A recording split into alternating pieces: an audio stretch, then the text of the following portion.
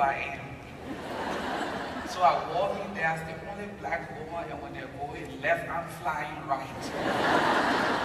It took me 2 days to realize those 70 and 80-year-old women will kick my butt.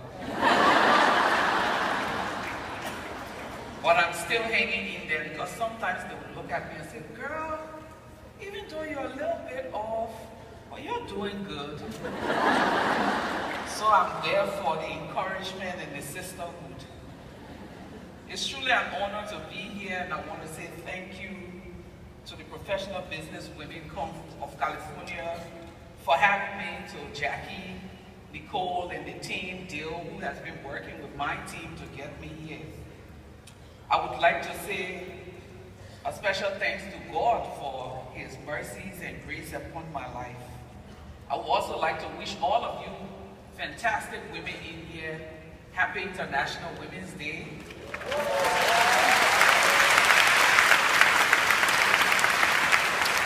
And to all of the fantastic sister men in here, happy International Women's Day to you too.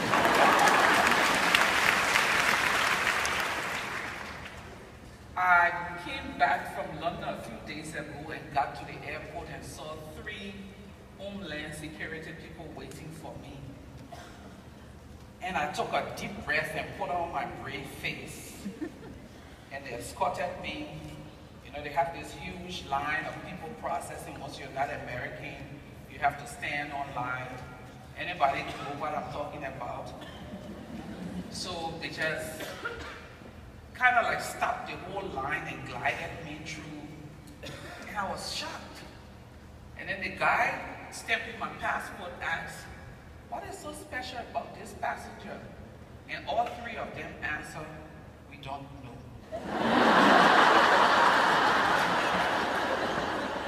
I still wasn't convinced that I was getting a US government courtesy.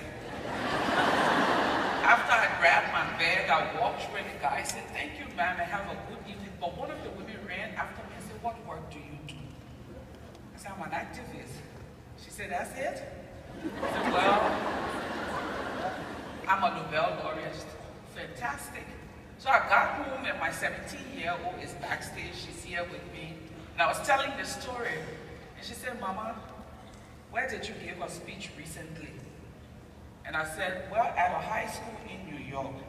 She said, did you say anything bad about the U.S. immigration? I thought about it for a moment. I said, yes, I think so. And she said, okay, that's why they afforded you that courtesy. When we got here, she said, please do not annoy anyone in that audience. I'll do my best not to. Trust me, I'll do my best not to. Globally, in many cultural settings, women and the word leadership, they are not compatible. Women is synonymous with weakness and automatically absence from the leadership space. Wars in many of the countries that I've worked and lived in means rape, abuse of women, female-headed household sex slaves, and automatic absence from the peace table. Women, peace, and leadership in some places is impossible. Women in some cultures, as I indicated at the reception last night, are the earth and the men are the skies. They say up in the sky is where the thunder rolls and the lightning strikes. Women in some places are socialized to be seen and not heard. Even their footsteps should not be heard. They are instructed to walk on tiptoes. Women are likened to a hen that never crows, and men are the rooster that crows. I could go on describing. At one point, I asked my assistant to go on the internet and find me some very nice proverbs from different cultures about women and women's leadership. And after a whole day of searching, she came back to me and said, Madam Gbowee, there's none. I said, really? She said, especially from where you come, your continent. They either talk about you being, she said, if you find 1,000 negative, you find one positive.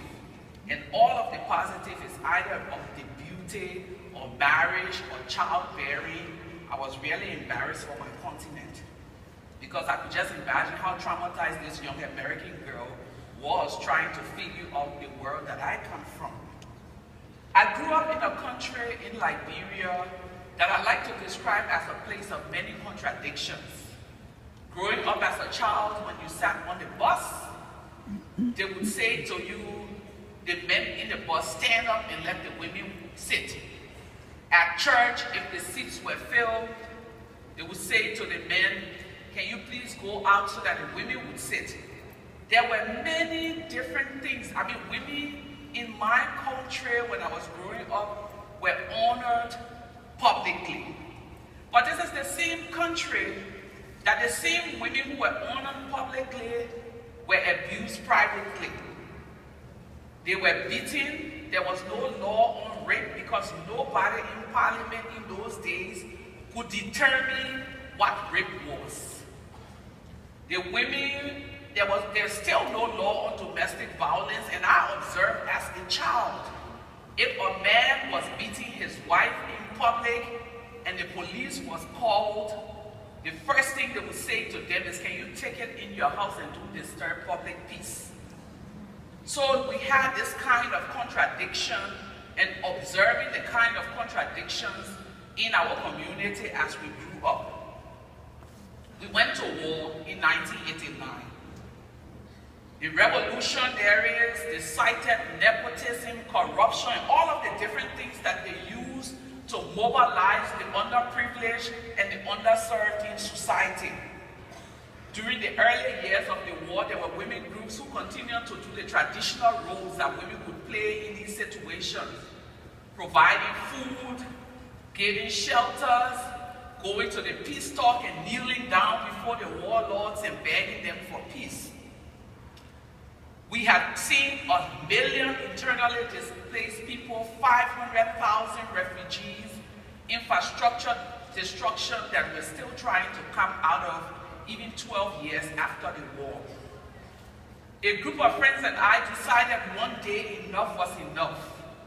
With only $10 in our handbag, we launched the Women of Liberia Mass Action for Peace campaign. This process first started by naming ourselves. We had a dictatorial president, the entire country had been militarized, and someone standing up to tyranny should just decide that it's time for me to die.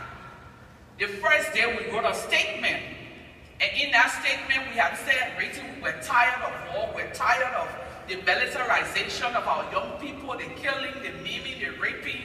And when we wrote that beautiful statement, the 7 of us in the room looked at the statement, and someone said, so how do we sign?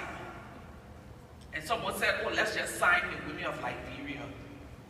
For some of us in the room, that was the act of cowards. We needed to own up to our writing because, as a matter of fact, it was our intellectual property.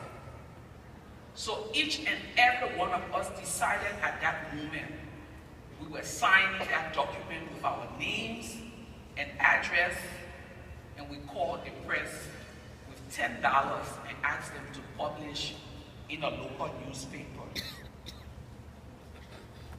We got the kind of response that we did not expect. The next morning, people were looking to identify the 7 women. We came out, and more women were brave enough to follow us. And from 7, we went to 60, to 250, and when we decided to do our mass action, we were 2,500 who stepped out that day to defy.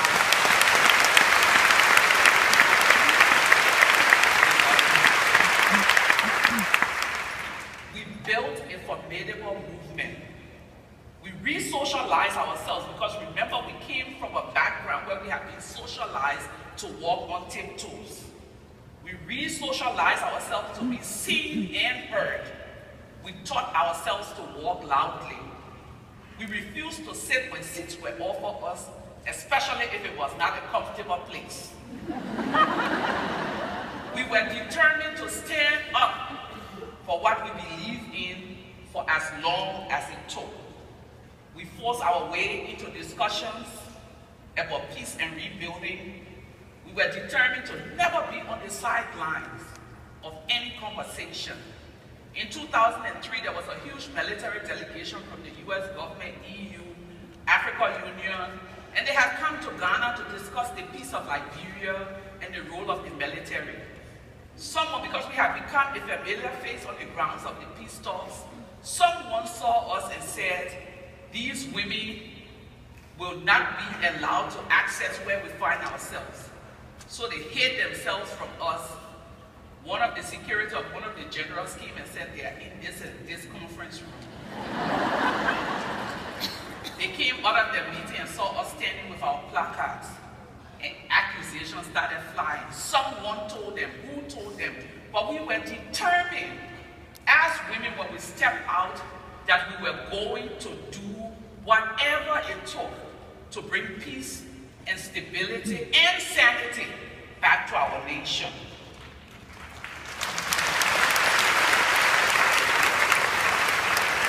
There were days when nonviolence seemed to make no sense to me, especially as the leader of the group. But I will always remember the words of Harriet Tubman. If you're hungry, keep walking. If you're thirsty, keep walking. If you want a taste of freedom, keep walking. And for me, those were the words that guided my action, guided my leadership, as I mobilized women in Liberia, outside of Liberia, even as we pushed for peace. We confronted our killers. In love, we taught them that we had the true power, the power to engage without violence. We welcomed fighters back into the community. We did all these things like true leaders. Not that we were fearless, but we never allowed our fear to stop us from doing what was needed to be done. A peace agreement was signed. Liberia elected Africa's first female president.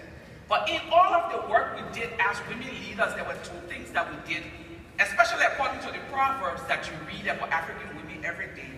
One, we told the world that in this modern world, the earth is more ferocious than the sky.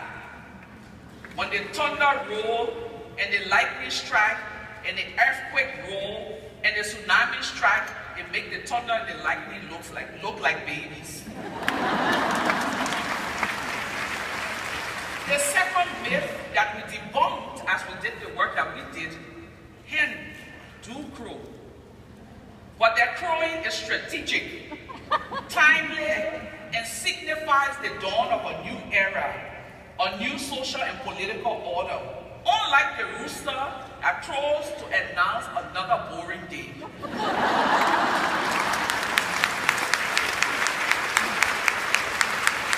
As we entered our campaign, I have seen in my lifetime women who never thought that they could be leaders rise as leaders in their communities. I have seen transformation in many of these communities. Changes have occurred. Laws have been enacted. We have a rape law. Girls are realizing they have a huge inheritance awaiting them, and many are striving to meet the challenge. The question we want to ask ourselves, even as we sit here as professional business women, we've done this in peace building. You doing your thing in the corporate world. Have we finished the fight? Is the fight over? The answer is a resounding no. The prospect for the future, the prospects are great. Women must continue to step and tap into their unique skills and power, leading change and leaving legacies. Distinguished ladies and gentlemen, nice ladies, quiet ladies, ladies who follow protocol, rarely leaves a legacy. Those who do crazy, think crazy, act crazy for good, are the ones who leave lasting legacy. The question you need to ask yourself, you have but one life. How do you want to be remembered? As the nice woman who sat there and never gave anyone any stress, or the one who walked into the room And everyone, men, women, boys, and girls, tremble. How do you want to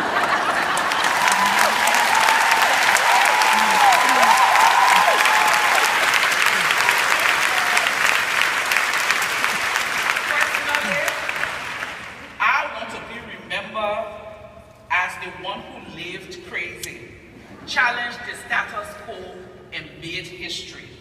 This, I believe, is not just living a life and leaving a legacy, but I'm teaching the younger generation that they too must refuse to walk on tiptoes.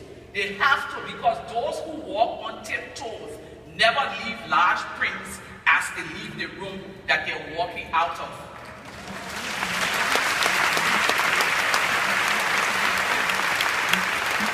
As we think about the future, so the men in the room, the sister men, the men who are our allies, you must realize and refuse to give into the old order. It is only in partnership with women that we can create a healthy, happy, and peaceful world. No man or boy can say I'm successful and accomplished as long as women around you are not successful and accomplished.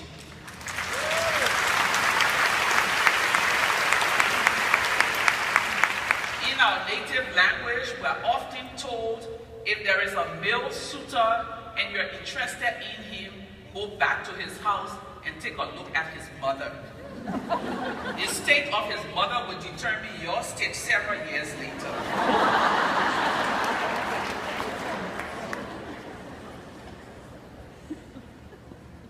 So those of you in this room who are skeptical